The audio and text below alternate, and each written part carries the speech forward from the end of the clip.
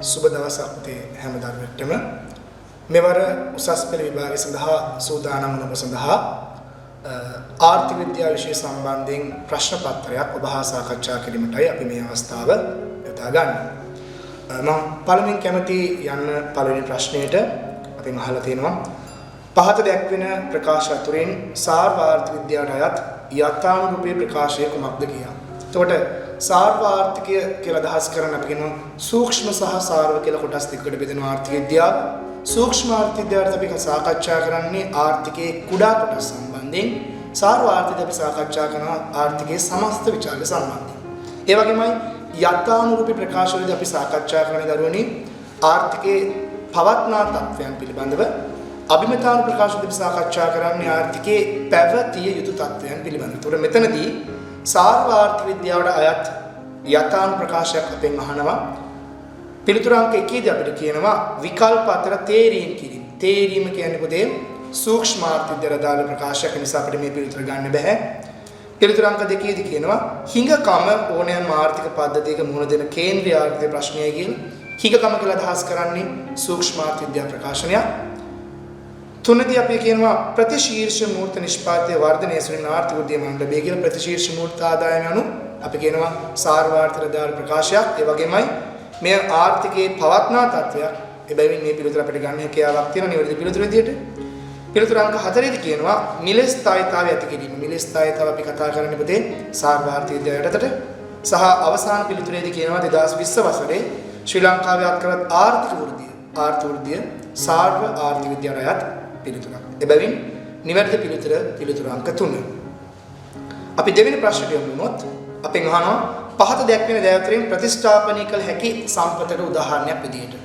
ප්‍රතිස්ථාපනය කළ හැකි සම්පත් සහ ප්‍රතිස්ථාපනය කළ නොහැකි සම්පත් කියලා අපි අදහස් කරන්නේ භාවිතයත් සමග ක්ෂය වීමකට ලක්වන නමුත් නැවත ස්වභාවිකව ජනනය වීමක් සිද්ධ වෙනවා. අපි කියන එක ප්‍රතිස්ථාපනය කළ හැකි සම්පත් කියලා. උදාහරණ විදිහට අපිට ගන්න පුළුවන් වන සම්පත, මත්ස්‍ය සම්පත ගන්න පුළුවන්. ප්‍රතිස්ථාපනය කළ නොහැකි සම්පත් කියලා අපි අදහස් කරන්නේ භාවිතයත් එක්ක ශ්‍රේ වෙලා යන නැවත ස්වභාවිකව ජනනය නොවන සම්පත්. මෙතනදී අපෙන් අහන්නේ ප්‍රතිස්ථාපනය කළ හැකි සම්පත. ගල් අඟුරු භාවිතයත් එක්ක ශ්‍රේ වෙලා නැවත විනාශයට ලක් වෙන නිසා ප්‍රතිස්ථාපනය කරන්න බැරි සම්පතක්. යපස් ප්‍රතිස්ථාපනය කරන්න බැරි සම්පතක්. කණිය තෙල් ප්‍රතිස්ථාපනය කළ නොහැකි සම්පතක්. වෙරළාශිත කළ ගොඩනැගිලි ප්‍රතිස්ථාපනය කරන්න නොහැකි සම්පතක්. නමුත් වනාන්තර කියලා කියන්නේ අනිවාර්යයෙන්ම නැවත ස්වභාවිකවම විනාශ වුණත් නැවත ස්වභාවිකව ජනනය වෙන සම්පතක් නිසා ප්‍රතිස්ථාපනය කළ හැකි සම්පතට අපිට ගන්න හැකියාව තියෙනවා වනාන්තර. ඒ වගේමයි ප්‍රශ්නාංක 3 දී අපෙන් අහනවා පහත දැක්වෙන දෑ අතරින් ආර්ථික භාණ්ඩික ලක්ෂණ. ආර්ථික භාණ්ඩයක් අපි නිර්වචනය කරන දරුවනේ නිෂ්පාදනයේදී සම්පත් පිරිවැයක් දරන්න වෙන. එනම් ආවාස්තික පිරිවැයක් දරන්න වෙන අසීමිත වමනාවන්ට සාපේක්ෂව හිඟකමක් තියෙන භාණ්ඩ. එනම් මේ දක්වලා තියෙන ලක්ෂණ අතරින් සම්පත් පිරිවැයක් පැවතීම කියන කාරණාව අනිවාර්යෙන් ආර්ථික භාණ්ඩයකට අදාළයි. ආවාස්තික පිරිවැයක් පැවතීම යන පිළිතුර අනිවාර්යෙන්ම ආර්ථික භාණ්ඩයට අදාළයි. හිඟකමක් පැවතීම අනිවාර්යෙන්ම ආවාස්තික පිරිවැයට අදාළයි. නමුත් අඩුවන ආන්තික පිරිවැයක් පැවතීම මෙතනදී අදාළ වෙන්නේ නැහැ. එහෙනම් ආර්ථික භාණ්ඩයක ලක්ෂණ නිවැරදිව A B C කියන පිළිතුරු අංක 3 දී ඔබට ලබා ගන්න හැකියාවක් තියෙනවා. ප්‍රශ්නාංක 4 දී අපෙන් අහනවා එක්තරා ආර්ථිකයක් A සහ B යන භාණ්ඩ දෙවර්ගයේ නිෂ්පාදනය කරයි. මේ ආර්ථික සම්බන්ධ අඳුනලා දෙන නිෂ්පාදනය කියන මායිම් වක්‍රය මූලයට අවතල වූයේ නම් පහත දී ඇති ප්‍රකාශයෙන් එකඟ විය හැකි ප්‍රකාශය.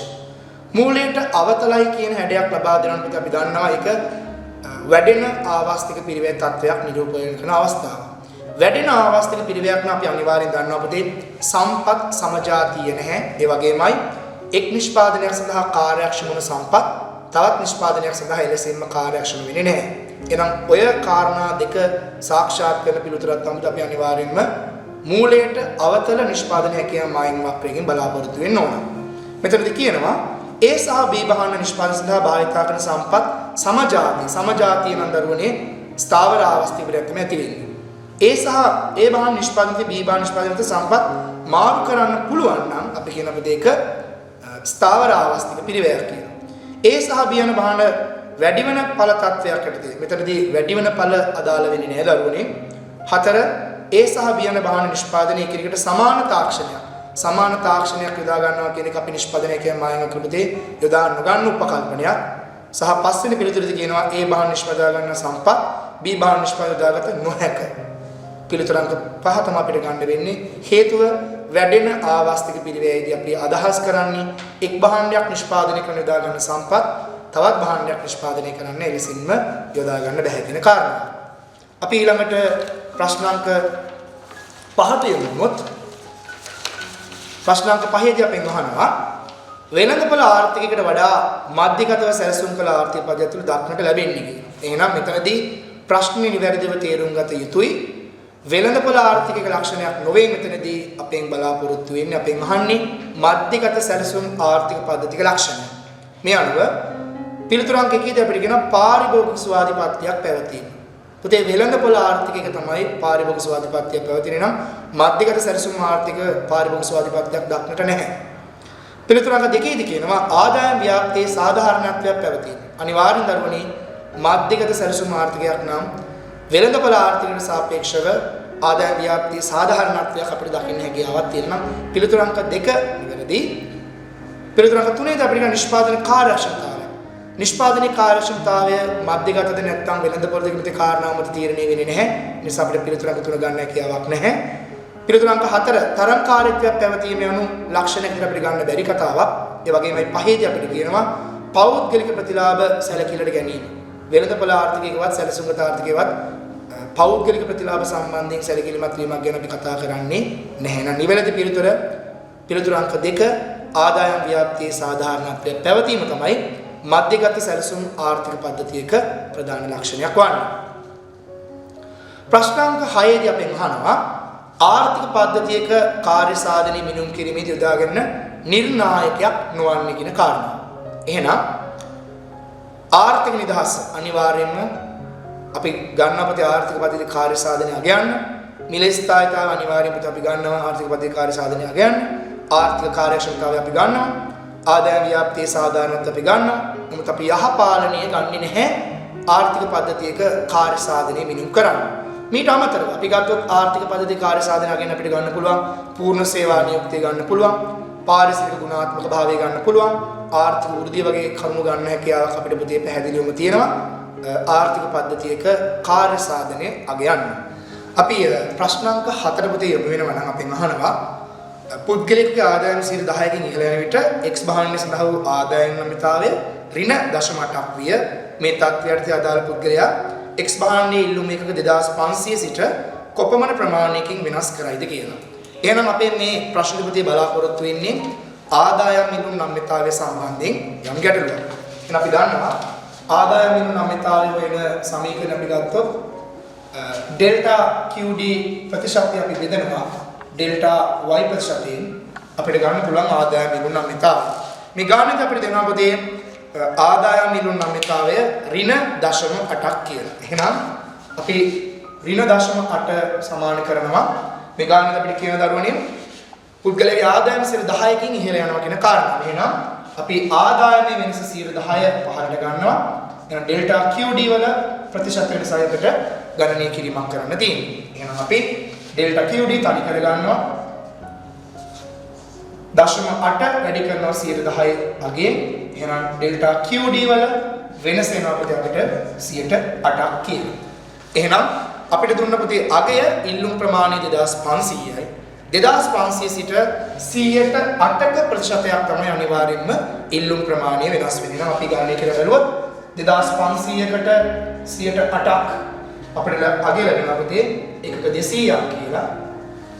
මේක ඉල්ලුම් නම්‍යතාවයේ ඍණාගයක් තිබෙච්ච නිසා අපි කියනවා ආදායම වැඩි වෙනකොට ඉල්ලුම් ප්‍රමාණය 200කින් අගය අඩුවීමක් අපේක්ෂා කරන්න පුළුවන්. පිළිතුරු අංක අපිට ගන්න වෙනවා. පිළිතුරු අංක 5 ඒකක 200කින් 15යි කියන පිළිතුර. ප්‍රශ්නාංක 8 දී අපි අහනවා සැපයුම් කරුණතම් භාණ්ඩයේ මිල 15කින් ඉහළ දැමීම මගින් අයභාරය ඉහළ දමා ගැනීමට බලාපොරොත්තු වේ. මෙම අරමුණ ඉටු කර ගැනීමට නම් වඩාත් යෝග්‍ය වන්නේ. පුතේ මිල වැඩි කිරීමක් අපේක්ෂා කරන මම වලට කැමති මේ වෙලෙදී මේ chart එකට පුතේ යන්න නම්‍යතාවය සම්බන්ධයෙන් අනිවාර්යයෙන් පුතේ මේ විභාගයේදී මේ හරිය ප්‍රශ්නයක් තියෙන නිසා මම කැමති වලට මේක පොඩ්ඩක් පුළුල්ව පැහැදිලි කිරීමක් කරන්න. අපි ගන්න ප්‍රධාන නම්‍යතාවර්ග තුන අනම්‍ය, නම්‍ය සහ ඒකී නම්‍ය අවස්ථාවන් තුන.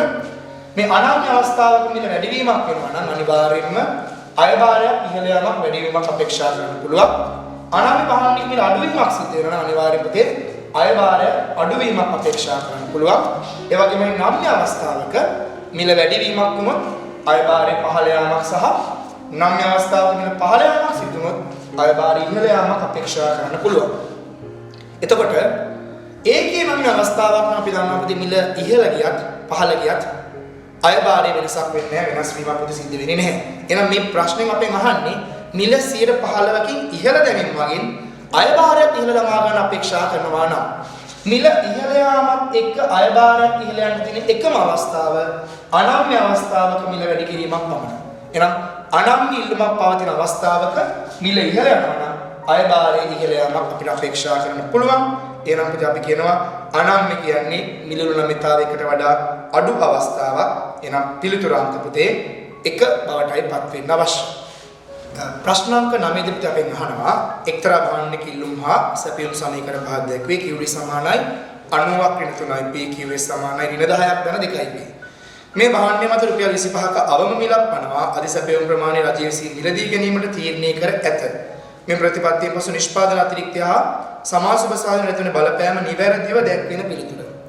දරුවෝ මේ QD QS සමීකරණ ඔස්සේ අපි හොයාගත්ත සමතුලිත මිල හා ප්‍රමාණය සමතුලිත මිල රුපියල් 20ක් සහ ප්‍රමාණය 30ක අගයක් අපිට ලැබෙනවා. රජයේ මේ භාණ්ඩය මත පනවන අවම මිල වෙන්නේ පුතේ රුපියල් 25. නම් අපි රුපියල් 25 යටතේ අවම මිලක් ලකුණු කරගන්නවා. අපි බලනවා මේ අවම මිල යටතේ ඉල්ලුම් කරන ප්‍රමාණය සහ සැපයුම් කරන ප්‍රමාණය. එහෙනම් අපි QD QS සමීකරණ වලට මේ අගයන් ආදේශ කරනවා නම් QD සමීකරණ 90ක් නේ 3යි P සමීකරණ 25 ආදේශ කළොත් පුතේ අනිවාර්යයෙන්ම අපි දන්නවා ඒකක ඉල්ලුම් ප්‍රමාණය ඒකක 15ක් බවට පුතේ පත් වෙනවා. ඒ වගේමයි සැපයුම් ප්‍රමාණය ඒකක 40ක් බවට පුතේ පත් වෙනවා. මේ QD QS සමීකරණ පුතේ අගයන් ආදේශ කළාට පස්සේ ආපු ඉල්ලුම් ප්‍රමාණය 15ක් සහ සැපයුම් ප්‍රමාණය 40ක් කියන්නේ මේ වෙළඳපොළ තුල පුතේ ඒකක 25ක අධි සැපයුම් තත්ත්වයක් හට ගන්නවා. ඒකක 25ක අධි සැපයුම් තත්ත්වයක් හට ගන්නවා. මේ අනුපතේ අපෙන් අහනවා රජය අධි සැපයුම් ප්‍රමාණය මිලදී ගන්නේ නම් රජය අතිරික්තයේ සපයන් මිලදී ගැනීමක් කරනවා නම් නිෂ්පාදන අතිරික්තයේ වෙන වැඩිවීම සහ සුබ සාධනයට පුතේන බලපෑමයි අපි ගණනය කිරීම අහන්නේ. එහෙනම් පැහැදිලිව පුතේ රජයේ මේ වෙළඳපොළට මැදිහත් වෙන කලින් අපි පාරිභෝගික අතිරික්තය සහ නිෂ්පාදන අතිරික්තය බලපුවාම නිෂ්පාදන අතිරික්තයේ වටිනාකම වන්නේ අපි QS ඍණ 10ක් ධන 2යි P සමීකරණයට බිඳුව ආදේශ කරනවා පුතේ නිෂ්පාදකයා ලබන සුදන අවමන රුපියල් 5යි. එහෙනම් පෙර පැවති නිෂ්පාදන අතිරික්තය අපි ගණනය කරනවා නම් නිෂ්පාදන අතිරික්තය ගණනය කරනවා නම් 20 ඍණ 5 බෙදීම 2 වැඩි කිරීම ප්‍රමාණය කලින් තිබුණ පුතේ ප්‍රමාණය එකක 30. එහෙනම් පෙර පැවති නිෂ්පාදන අතිරික්තයේ වටිනාකම ගණනය කිරීමක් කළොත් පුතේ 20න් 5ක් ගියාම පුතේ 15යි 15 30න් වැඩි වෙනවා කියන පුතේ 225ක වටිනාකමක් එනවා නිෂ්පාදන අතිරික්තය. පසු නිෂ්පාදන අතිරික්තය ගණනය කිරීමක් කරනවා නම් පුතේ දැන් නිෂ්පාදිත ලැබෙන මිල රුපියල් 25යි මේ 25න් පුතේ අඩු කරනවා ලබන සුදනාම රුපියල් 5 බෙදනවා දෙකෙන් වැඩි කරන පුතේ ප්‍රමාණය එකක 40. එහෙනම් නිෂ්පාදන අතිරික්තයේ දැන් වටිනාකම වෙනවා දරුවෝ 400ක වටිනාකම. මේ අනුව අපිට පේනවා පෙර පැවති නිෂ්පාදන අතිරික්තයේ 225 සහ දැන් නිෂ්පාදන අතිරික්තය අතර වෙනස 400 අතර වෙනස 175කින් නිෂ්පාදන අතිරික්තය වැඩි වෙලා තියෙනවා. අපිට මේක එක වතාවෙන් ගන්න අවශ්‍ය නම් මෙන්න මේ ලෝක සරණි පැවතින මේ ට්‍රැපීසියම් කොටසේ වර්ගඵලය ගන්න පුළුවන් නම් අපිට කෙලින්ම පුතේ නිෂ්පාදන අතිරික්තය වැඩි වීම ගන්න පුළුවන්. එහෙනම් මෙන්න ආධාරකයන් දෙක 30 සහ 40 30 සහ 40 එකතු 70යි 70 වැඩි කරනවා එකක 5න් බෙදනවා දෙකෙන් ඔබට පුතේ ලබා ගන්න පුළුවන් මේකේ වෙනස 175 කියන අගය. සමාසුබ සාධන බලපෑම අපෙන් කරනවා ඊළඟ කොටසදී. එතනදී අපි බලාපොරොත්තු වෙන්නේ මේ රජයේ අතිරික්තයක් මිලදී ගන්නවා නම් අහිමි වන සුබ සාධන අපි ගන්නන්නේ මෙන්න මේ කොටසේ වර්ගඵලය. අපිට අවශ්‍ය නම් පුතේ ආර්ථික අතිරික්තයන්ගේ වෙච්ච වෙනසින් රජයේ වියදම අඩු කළා නම් මේ අගය ලබා ගන්න පුළුවන්. මම මේ කෙටි ක්‍රමයක් වලට ලබා දෙන්නේ. මෙන්න මේ කොටසේ වර්ගඵල මේ ත්‍රිකෝණ කොටස හැරුණකොට ඉතිරි කොටසේ වර්ගඵලය ගණනය කිරීමෙන් ඔයාලට අහිමිණු සුබ සාධනය පහසුවෙන්ම ගණනය කර ගැනීම හැකියාවක් තියෙනවා. අපි දන්නවා මේ සම්පූර්ණ කොටසේ වර්ගඵලය වෙන්නේ රජයේ වියදම. එහෙනම් අපිට රජයේ වියදම ගන්න පුළුවන් 25 ගානේ ඒකක 25ක වටිනාකම 625ක් තියෙනවා. මේ 625 වටිනාකම පුතේ මේ පුංචි ත්‍රිකෝණීය වර්ගඵලය අඩු කරන්න හැකියාවක් තියෙනවා නම් අපේ ත්‍රිකෝණීය වර්ගඵලය ගන්න නම් පුතේ වෙනස වෙන්නේ 25. මේ ලම්බෝ සීන පුතේ 5ක් බෙදුවොත් අපි දෙකෙන් අපිට මේ ත්‍රිකෝණීය වර්ගඵලය ලැබෙනවා පුතේ 62.50ක් කියලා. එහෙනම් 625කින් 62.50ක් අඩු කරනවා නම් අවසානයේදී නිවැරදි පිළිතුර ලැබෙනවා 562.50ක් කියලා. මේ තමයි අහිමි වන සුබ සාධනය. මේ අපිට පේනවා පුතේ රජයේ මේ 25ක අවමිල පැනවීමත් එක්ක නිෂ්පාදන අතිරික්ත 175කින් ඉහළ යාමකුත් සුබ සාධනයේ පුතේ 562.50කින් අඩු වීමකුත් පුතේ අපිට අපේක්ෂා කරන්න හැකියාවක් තියෙනවා.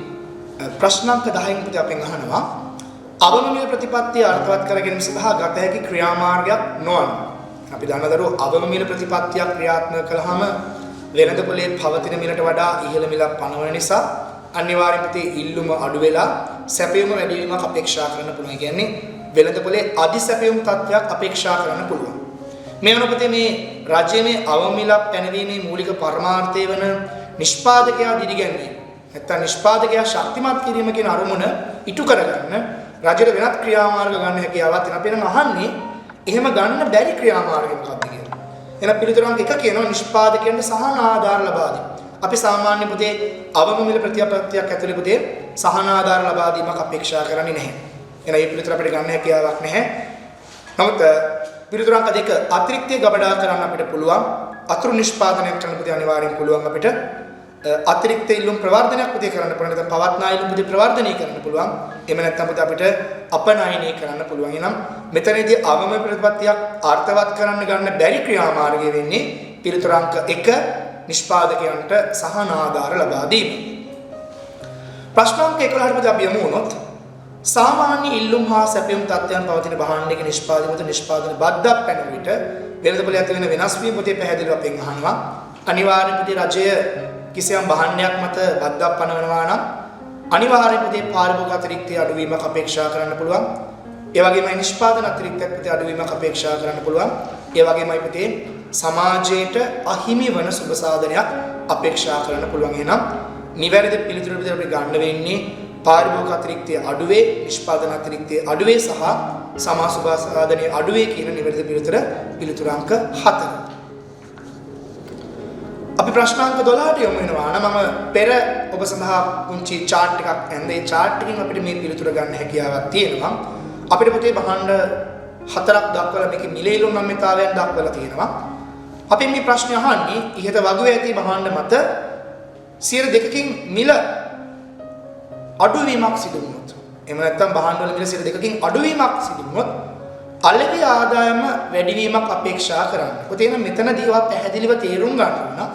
මිල අඩු කරලා අයභාරය වැඩි කරන්න පුළුවන් අවස්ථාව අපි දන්නවා පුතේ නම්‍ය භාණ්ඩයක් සම්බන්ධයෙන් පමණයි තියෙන්නේ. මිල අඩු කිරීමකදී අලෙවි අයභාරය පුතේ ඉහළ යාමක් අපේක්ෂා කරන්න පුළුවන් නම්‍ය භාණ්ඩයක පමණයි. එහෙනම් මේ අවස්ථා 4 අපි බලන්න ඕන පුතේ නම්‍ය අවස්ථාවන් වෙන්නේ මොන භාණ්ඩද කියලා. උපකාරක පන්ති සේවා පුතේ 1.6ක් කියන්නේ පුතේ එකට වඩා වැඩි අගයක්. ඒ කියන්නේ පුතේ නම්‍ය භාණ්ඩයක්. එහෙනම් අපිට මෙතනදී පුතේ අලෙවි ආදායම ඉහළ යාමක් අපේක්ෂා කරන්න පුළුවන්. මෝටර රථ පුතේ අගය 1.3ක් වෙනවා. එහෙනම් පුතේ ඒකත් අපි කියනවා නම්‍යතාවයකට වඩා වැඩි අගයක් නිසා අනිවාර්යයෙන් පුතේ අයභාරය ඉහළ යාමක් අපේක්ෂා කරන්න පුළුවන්. දුම් බැටි සහ ගෑස් වල පුතේ අගය තියෙන්නේ එකට වඩා අඩු අගයන් 0.6 සහ 0.9. එහෙනම් අනම්‍ය භාණ්ඩයක්. අනම්‍ය භාණ්ඩයක පුතේ මිල අඩු කිරීමකින් කවමදාකවත් අපිට අයභාරය ඉහළ යාමක් අපේක්ෂා කරන්න බෑ.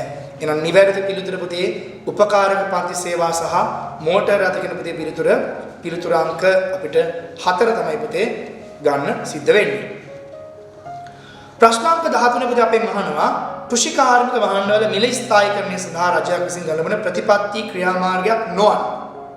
එහෙනම් අපි දන්නා පුතේ කෘෂි කාර්මික භාණ්ඩවල මිල උච්චාවචන නිතර සිදුවෙන කාරණාවක්. එබැවින් රජය මේ මිල ස්ථායීකරණය සඳහා පුතේ ගන්න ක්‍රියාමාර්ග රාශියක් තියෙනවා. ඒ අතරින් අපිට ගන්න පුළුවන් නිෂ්පාදකයන් සලාක කිරීම ප්‍රති අනිවාර්යයෙන්ම අපි කියන අපේ කෘෂිකාර්මික භාණ්ඩවල මිල ස්ථායකට ගන්න ක්‍රියාමාර්ගයක්. තොග රැස් කිරීම ප්‍රති මුදා හැරීමේ ක්‍රියාමාර්ගයක්. ඉඩම් වගා කරන ප්‍රමාණය ප්‍රති සීමා කරන එක අපි කියන ක්‍රියාමාර්ගයක්. ආනයන තීරබද සහ සලාක ප්‍රති නියම කරන එක අපි කියන ප්‍රති ක්‍රියාමාර්ගයක්. නිෂ්පාදකයන් ප්‍රති සහන ආදර ලබා දීමක් අපේක්ෂා කරන්නේ නැහැ. කෘෂිකාර්මික භාණ්ඩවල ප්‍රති මිල ස්ථායී කරන වැඩසටහනක් යටතේ. එහෙනම් පිළිතුරක් ප්‍රති අපිට පහ ලබා ගන්න හැකියාවක් නැහැ. හේතුව එක රජයේ ක්‍රියාමාර්ගයක් නෙමෙයි ප්‍රති මිල ස්ථායීකරණය සම්බන්ධයෙන්. අපි ප්‍රශ්නාංක 14ට ප්‍රති යමු වෙනවා නම් නිෂ්පාදන ආයතන කෙටි කාලීන නිෂ්පාදන ක්‍රියාවලියේදී මුළු පළදාව උපරිම වන විට ආර්ථික පළදාව හැසිරෙන ආකාරය ප්‍රති නිවැරදි දක්වන පිළිතුර අහනවා. දරුවෝ හීනන පළදා නීති කියලා අපි අදහස් කරන අපි කියනවා කෙටි කාලයේදී නිෂ්පාදන ආයතනයක් විචාල්‍ය සාධක උදාහරණයක් විචාල්‍ය සාධක වැඩි වැඩියෙන් යොදන විට මේ විචාල්‍ය සාධකයේ ආන්තික පළදාවයි සාමාන්‍ය පළදාවයි එක්තරා අවස්ථාවකට පසුපිට පහළ යාමක් සිද්ධ වෙනවා. අපි ප්‍රතිකට කියනවා හීනවන ආන්තික පළදා නීතිය කියලා. මේ හීනවන ආන්තික පළදා නීතිය ප්‍රති නිරූපණය කරනකොට මුළු පළදා වක්‍රයේ අනිවාර්යයෙන් ප්‍රති උපරිම අවස්ථාවක් ගන්න විට අපේ ආන්තික පළදා වක්‍රයේ ප්‍රති ශූන්‍යයක් තමයි ගන්න. එහෙනම් අපි කියනවා මුළු පළදාව උපරිමයි නම් ආන්තික පළදා ප්‍රති ශූන්‍යයි. නිවැරදි පිළිතුර අංක 1. කිසියම් ආයතන නිමුම් හා පිරිවැය දත්ත තොරතුරු ප්‍රති කිහිපයක් අපිට දක්වලා තියෙන ප්‍රශ්නාංක 15 දී අපෙන් අහන ඊට ආයතනයේ සාමාන්‍ය ස්ථාවර පිළ සම්බන්ධයෙන් ඔබට එකඟ විය හැකි නිවැරදි ප්‍රකාශයක් දෙන්න මම හිතනවා. දැන් අපි මේ chart එක දිහා ප්‍රති බැලුවොත් නිමෝම් ඒකක බිඳුවේදී මුළු පිරිවැයක් තියෙනවා. අපි දන්නවා පුතේ නිෂ්පාදනයක් කළත් නැතත් අනිවාර්යෙන් අපිට දරන්න ඕන පිරිවැය ප්‍රති ස්ථාවර පිරිවැය. එහෙනම් නිමෝම් ඒකක බිඳුවේදී තියෙන මුළු පිරිවැය අපේ ස්ථාවර පිරිවැයට සමාන වෙනවා. මේ ආයතනයේ ස්ථාවර පිරිවැය ප්‍රති 50යි. අපි දන්නවා සාමාන්‍ය ස්ථාවර ප්‍රති ගණනය කරන සමීකරණය AFC සමාන ප්‍රති TFC total fixed cost ප්‍රති බෙදනවා අපි නිෂ්පාදනය කරන ප්‍රමාණය. එහෙනම් මේ එක එක අවස්ථාවකට අපි බැලුවොත් ඒකක බිඳුවකදී සාමාන්‍ය ස්ථාවර ප්‍රති බිඳුවක් කියනවා. නෑ. අපි දන්නවා අපි ඒකක ප්‍රති 50 අපි ස්ථාවර ප්‍රති 50 කියලා ගන්නවා නම් ඒකක බිඳුවයි නම් ප්‍රති බෙදුත් උත්තරේ ප්‍රති බිඳුවක් වෙන්නේ නැහැ. අපි කියන උත්තරේ ප්‍රති අනන්තයක් වෙනවා. පිළිතුරක් එක අපිට ගන්න හැකියාවක් නැහැ. පිළිතුරක් දෙකේදී අපි කියනවා නිමෝම් එකක දෙකේදී සාමාන්‍ය ස්ථාවර ප්‍රති 50යි. එහෙනම් ප්‍රති 50 බෙදනවා එකක දෙකෙන් සාමාන්‍ය ස්ථාවර ප්‍රති ආගේ වෙන 25. මොකද පිළිතුර ප්‍රති දින 50. අපිට ගන්න හැකියාවක් නැහැ. පිළිතුරක් තුනේදී කියනවා නිමෝම් එකක හතරේදී සාමාන්‍ය ස්ථාවර ප්‍රති 150ක් කියලා. එහෙනම් 50 ප්‍රති බෙදනවා 4 අපිට ප්‍රති ලැබෙනවා 12.5ක් කියනවා 150ක් ප්‍රතිවිතර ගන්න හැකියාවක් අපිට නැහැ. පිළිතුර අංක 4දී අපිට කියනවා ප්‍රති නිමෝම් එකක 3ේදී 110ක් කියනවා. අපි 110 බෙදුවොත් 3 ප්‍රති පිළිතුර අංක අපිට ගන්න පුළුවන් 3න් බෙදුවොත් 3යි 6යි 6ක් කියලා ප්‍රති නම් අපිට ගන්න හැකියාවක් නැහැ. 110ක් කියලා දෙන්න අගේ වැරදි. අවසාන පිළිතුර ප්‍රති අපිට කියනවා නිමෝම් එක 4ේදී 12.5ක් කියනවා. 54 බෙදුත් ප්‍රති අනිවාර්යෙන් පිළිතුර 12.5 කියන ප්‍රති පිළිතුර ලැබෙනවා. එහෙනම් නිවැරදි පිළිතුර ප්‍රති වෙන්නේ නිමෝම් ඒකක 4කදී සාමාන්‍ය ස්ථාවර පිළිවෙල ඒකක 12.5 කියන පිළිතුර. පිළිතුර අංක 5. ප්‍රශ්නාංක 16 අපෙන් අහනවා පුතේ ආයතනයක කෙටි කාලින සැපයුම් වක්‍රය වන්නේ. පුතේ පූර්ණ තරංකාරී ආයතනයක් අනිවාර්යෙන්ම බාහන්න සපයන්නේ ඒ පූර්ණ තරංකාරී ආයතනයේ අවම සාමාන්‍ය විචාල්‍ය පිරිවැය ඉක්මවා ගියොත් විතරයි. ඒ කියන්නේ පූර්ණ තරංකාරී ආයතනයේ අවම සාමාන්‍ය විචාල්‍ය පිරිවැයවත් ආවරණය කරගන්න බැරි නම් පූර්ණ තරංකාරී ආයතනයේ නිෂ්පාදනයේ නිරත වෙන්නේ නැහැ. එහෙනම් තරංකාරී ආයතනිකමදී සැපයුම් වක්‍රය වෙන්නේ මේ විදිහට මේ අවම සාමාන්‍ය විචාල්‍ය පිරිවැය අපි ගන්න පුතේ ඉංග්‍රීසි U වක්‍රක හැඩය ගන්න අවම සාමාන්‍ය විචාල්‍ය පිරිවැයට ඉහළින් තියෙන මේ ආර්ථික පිරිවැය කොටස තමයි අපි කියන්නේ පූර්ණ තරංකාරී ආයතනයක සැපයුම් වක්‍රය කියනවා. මේ ප්‍රශ්නේ අපි අහන පුතේ කෙටි කාල සැපයුම් වක්‍රය වන්නේ පිළිතුර අංක 1 දී අපිට පැහැදිලි කිරීමක් කරනවා. ආර්ථික පිරිවැය වක්‍රයේ සාමාන්‍ය විචාල්‍ය පිරිවැය ඉක්ම වූ කොටස. මේ ආර්ථික පිරිවැය වක්‍රයේ පුතේ සාමාන්‍ය විචාල්‍ය පිරිවැය ඉක්මවා යන කොටස තමයි අපි කියන්නේ පුතේ සාමාන්‍ය පූර්ණ තරංකාරී ආයතනයක සැපයුම් වක්‍රය කියලා. ප්‍රශ්නාංක 17 අපෙන් අහනවා පහක් වෙන ගණතුන අතරින් ජාතිය ගිණුම් සකස් කිරීමට ඇතුළත් කරගනු ලබන්නේ කුමක්ද කියන ගැටලුව. පිළිතුරක් පුතේ එකේ කියනවා නිවාස යෝජනා ක්‍රමයක් උදෙසා ඉඩම් මිලට ගැනීම. පුතේ ඉඩම් මිලට ගැනීමක් නම් මේක අනිවාර්යෙන් දෙවැනි වර අලෙවි වන භාණ්ඩයක් පුතේ. දෙවැනි වර වෙන භාණ්ඩ පුතේ අපි ජාතිය ගිණුමට ඇතුළත් කරගන්නේ නැහැ. පිළිතුරු අංක 2 දී කියනවා පාවිච්චි කළ වාහනයක් විකිණීමෙන් කොමිස් ආදායමක් ඉපීම. පාවිච්චි කළ වාහනයේ විකිණීම ආශිර්වාද ගනුදෙනුව දෙවෙනි වර අලෙවන වාහනයක් වුණත් මේ පාවිච්චි කළ වාහන විකිණීමෙන් පුතේ කොමිස් ආදායමක් උපයනවා එක සාධක ආදායම. සාධක ඉපීම. ඒ සාධක ඉපීම පුතේ අනිවාර්යයෙන්ම ජාති ගිණුම පුතේ ඇතුළත් වෙන්න අවශ්‍යයි. තුනේ පුතේ අපිට කියනවා සමෘද්ධි ආධාර සඳහා රජය විසින් වියදම් දැරීම පුතේ මේක අපි සංක්‍රාම වියදමක් යටතරයි ගන්නෙ. සංක්‍රාම වියදම් පුතේ ජාති ගිණුම ඇතුළත් කරන්නේ නැහැ. හතර කියන පුතේ පුද්ගලික විසින් කෞතුක වටිනාකමක් සහිත ඉපැරණි භාණ්ඩ මිලදී ගැනීම දෙවැනි වර අලෙවන භාණ්ඩයක් අපි ජාති ගිණුම ඇතුළත් කරන්නේ නැහැ. සාවසාන ප්‍රශ්නදී උත්තරේදී කියනවා දේශීය සමාගමක් විසින් රජයේ භාණ්ඩාගාර බිල්පත් මිලට ගැනීම. මූල්‍ය පත්‍රික ආශිත ගනුදෙනු අපතේ ජාතිය ගිණුම ඇතුළත් කරන්නේ නැහැ. අපි දන්නා දරුවනේ දෙවනි වර අලෙවන භාණ්ඩ සංක්‍රාම ගනුදෙනු සහ මූල්‍ය පත්‍රික ආශිත ගනුදෙනු ඇතුළත් කරන්නේ නැති නිසා නිවැරදි පිළිතුරු අපි ගන්න පිළිතුරු අංක 2 පාවිච්චි කළ වාහනයක් විකිණීමෙන් කොමිස් ආදායමක් ඉපීම තමයි නිවැරදි පිළිතුර වෙන්නේ. 18 වෙනි ප්‍රශ්න අපේ අහන දරුවනේ කුටුම්බ ආදායම ගණනය කිරීමේදී කුටුම්බ වෙත නොලැබෙන ආදායම් ලෙස ඉවත් නොකිරෙන ආදායම්. අපි පොතේ ජාතික ආදායමින් කුටුම්බ ආදායම ගණනය කරද්දී කුටුම්බයන්ට නොලැබෙන ආදායම් ඉවත් කිරීමක් කරනවා. එහෙනම් මෙතනදී අහන්න පුතේ එසේ ඉවත් නොකරන ආදායම්. සමාගමික බදු කියන්නේ පුතේ කුටුම්බයන්ට නොලැබෙන ආදායමක් නිසා අනිවාර්යෙන් ඉවත් කිරීමක් පුතේ සිද්ධ වෙනවා. බෙදූ සමාගමික ලාභ නම් ඒවා කුටුම්බයන්ට ලැබිලා තියෙන්නේ ලැබිලා තියෙන අගයක් පුතේ නැවත ඉවත් කිරීමක් කළොත් දෝෂයක් පුතේ ඇති වෙන්න පුළුවන් නිසා අපි කියනවා ඒක ඉවත් කිරීමක් පුතේ කෙරෙන්නේ නැහැ. එහෙනම් පිළිතුරු පුතේ 2 නිවැරදි. 3 සමාජ සංරක්ෂණ දායක මුදල් පුතේ අපිට ලැබෙන්නේ නැති නිසා අපි පුතේ ඉවත් කිරීමක් අනිවාර්යෙන් අපේක්ෂා කරනවා. රජයේ දේපල ආදායම පුතේ රජයට යන නිසා කුටුම්බයන්ට නොලැබෙන්නේ හින්දා අපි පුතේ කුටුම්බ ආදායම ගන්න පුතේ ඉවත් කිරීමක් කරනවා සහ නොබෙදූ සමාගමක ලාභ බෙදීමක් සිද්ධ වෙලා නැති නිසා අපි පුතේ කුටුම්බ ආදායම ගන්න පුතේ අනිවාර්යෙන් ඉවත් කරනවා. එහෙනම් ඉවත් නොකරන ආදායමෙන පුතේ බෙදූ සමාගමක ලාභ පමණයි. පිළිතුරු අංක 2. අපේ ප්‍රශ්නාංක 19 පුතේ අහනවා ජාතික කිරීම දැක්විය හැකි වඩා නිවැරදි ආකාරය. එහෙනම් මම කැමති පුතේ මේ දේශීකරණ සහ ජාතික පුතේ දෙන සම්බන්ධතාවය පොඩ්ඩක් පැහැදිලි කරන්න. මුලින්ම අපි යමුන දේශීකරණ සම්බන්ධයෙන් දේශීකරණ පුතේ නිර්මාණය වෙන්නේ දල ආයෝජන සහ ශුද්ධාපනය කියන පුතේ අගයන් දෙකේ එකතු වෙයි. දල ආයෝජන සහ ශුද්ධාපනය පුතේ අගයන් දෙකේ එකතු වෙනවා පුතේ දේශීකරණ නිර්මාණය වීමක් සිද්ධ වෙන්නේ. අපි ළඟ දේශීකරණ තියෙනවා නම් ඒ දේශීකරණ වලට ශුද්ධ විදේශ ප්‍රාථමික ආදායම් සහ ශුද්ධ විදේශ ද්විතීයික ආදායම් එකතු කිරීමෙන් අපිට පුළුවන් ජාතික ඉතුරුම් වල පුතේ අගය ගණනය කිරීමක් කරන්න. එතකොට අපෙන් අහනවා පුතේ ජාතික නිවැරදි දක්වන පිළිතුර අපෙන් අහනකොට දේශීය ඉතුරුම් වලට ගෙවුම් ශේෂයේ ජංගම ගිණුමේ ශේෂය. අපි දන්නවා ජංගම ගිණුමේ ගිණුම් 4ක් තියෙනවා. භාණ්ඩ ගිණුම, සේවා ගිණුම, ප්‍රාථමික ආදායම් ගිණුම සහ ද්විතීයික ආදායම් ගිණුම 4ම තියෙනවා. එතකොට අපි දේශීය ඉතුරුම් වලට මේ ගිණුම් 4ම එකතු කළොත් පුතේ අපිට ජාතික ඉතුරුම් ඩබල් දිවි ගණන පුතයක් එන්නේ. හේතුව මේ දේශීය ඉතුරුම් වල පුතේ ශුද්ධාපනය අන්තර්ගත වෙන හින්දා. එහෙනම් පිළිතුරු අංක 1 අපිට ගන්න හැකියාවක් නැහැ. හේතුව දේශීය ඉතුරුම් ඇතුලේ ශුද්ධාපනය තියෙන හින්දා සම්පූර්ණ ගෙවුම් ශේෂ ලේඛන එකතු කරලා පුතේ ජාතික ඉතුරුම් ගණනය කිරීමක් කරන්න බෑ. පිළිතුරු අංක 2 පුතේ කියන පෞද්ගලික ඉතුරුම් රාජ්‍ය ඉතුරුම්. පෞද්ගලික ඉතුරුම් රාජ්‍ය ඉතුරුම් සහ ව්‍යාපාරික ඉතුරුම් එකතු වුණොත් පුතේ හැදෙන්නේ දේශීය ඉතුරුම්. ඒ නිසා පිළිතුරු අංක 2 ගන්න අපිට හැකියාවක් නැහැ. 3 දී පුතේ කියනවා දල ආයෝජන ගෙවුම් ශේෂයේ වර්තන කිරීමේ ශේෂය. දල ආයෝජන පුතේ ශුද්ධාපනය සහ ප්‍රාථමික ආදායම් ගිණුමේ ශේෂය ද්විතීයික ආදායම් ගිණුමේ ශේෂය එකතු කිරීමෙන් තමයි පුතේ ජාති ඉතුරු නිර්මාණය වෙන්නේ. එහෙනම් මේ දල ආයෝජනයේට භාණ්ඩ ගිණුමයි, සේවා ගිණුමයි, ප්‍රාථමික ආදායම් ගිණුමයි, ද්විතීයික ආදායම් ගිණුමයි පුතේ මේ ගිණුම් 4ම එකතු වෙනවා. එහෙනම් ජංගම ගිණුම පුතේ එකතු වුණාම අපිට කෙලින්ම පුතේ එනවා ජාතික ඉතුරුම් වල අගය. නම් පිළිතුරු අංක 3 පුතේ නිවැරදි පිළිතුරක්. හේතුව දල ආයෝජනයේ පුතේ මේ ශුද්ධාපනය කිරීමේ භාණ්ඩ හා සේවා ගිණුමේ ශේෂයේ එකතුව ඒ ශුද්ධාපනය සහ මේ ප්‍රාථමික ආදායම් සහ ද්විතීයික ආදායම් කියන ගිණුම් දෙක එකතුව ගත්තහම අවසානයේදී අපිට ජාතික ඉතුරුම් වල පුතේ වටිනාකම ලබා ගන්න හැකියාවක් තියෙනවා. එහෙනම් පිළිතුරු අංක පුතේ 3 තමයි 19 වෙනි ප්‍රශ්න පුතේ නිවැරදි පිළිතුර වෙන්නේ.